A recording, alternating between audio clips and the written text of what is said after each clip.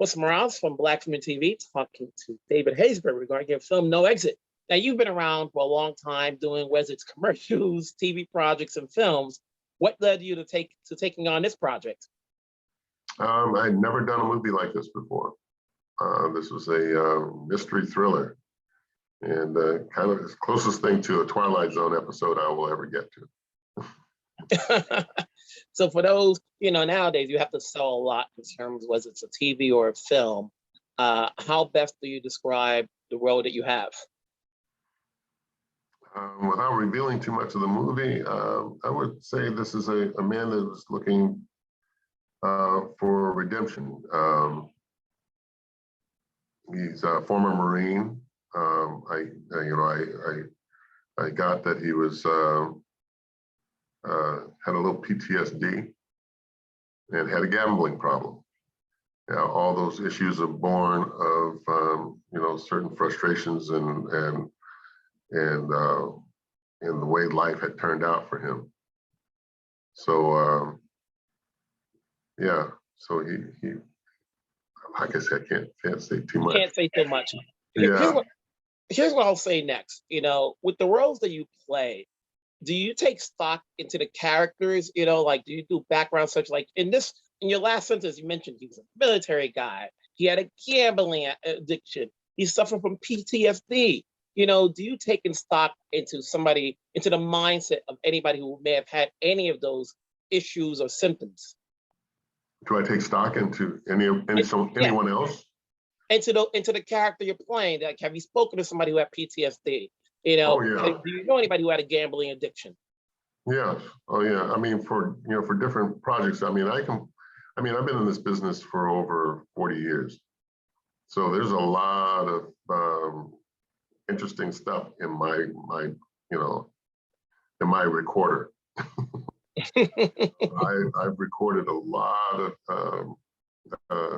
things, a lot of issues, and a lot of pain, a lot of suffering from other characters I've played, and I've just pulled, cherry picked different things that I thought would work in this film, and that helped me a lot. Within this movie, and like I said, we're not going to go into details, but you seem to be like the guy, the voice of reason, the authority figure. Are these the roles that you get that helps you say yes to taking on? Most of the time, I'm also open to a lot of other different roles, but the way my career has worked out, these are the ones that that come across my desk more frequently. Mm-hmm. What is it you want to do? Okay, like you said, it's coming more frequently. When you talk to your team, as far as you've done it all, but there's some things you haven't done yet. What do you want to tackle? What genre or character or occupation you want to tackle? Well, if I had my druthers, I would go after sci-fi. Mm-hmm. I haven't done a lot of sci-fi, and I would like to do more of that. And then when you're working with the cast like this, and you work with a director, and you can never stop learning for as long as you've been in this business. Is there anything you're picking up from this director that may have come across as new to you that you can take on to your next project? Well, there's always something new, and every director brings something, brings part of him or herself to the project, and then you feel that, and you register that, and then you work within those confines. Mm-hmm.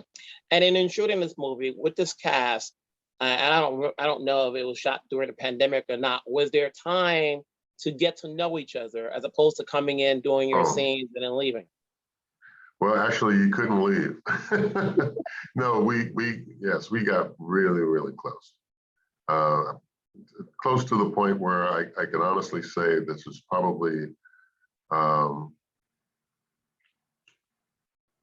as far as, a love of your fellow cast members, there's always, in every movie, there's always one that, that just, gets on your nerves or is a problem in one way, fashion, or another. I had none of those problems in this film. Mm-hmm. None of those problems existed.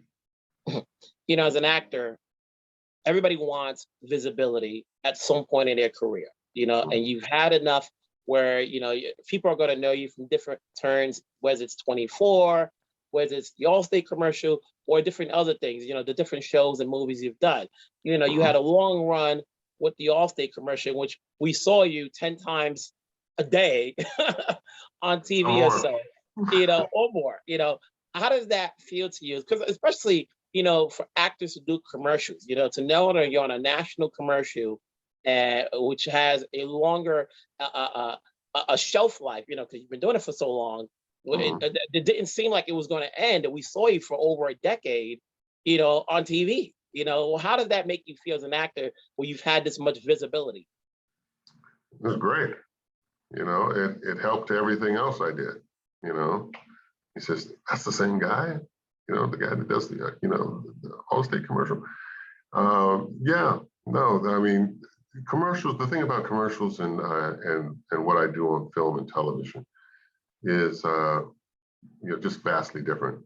With commercials, you're pretty much seeing me, in my, hopefully in my characters, you're seeing the character.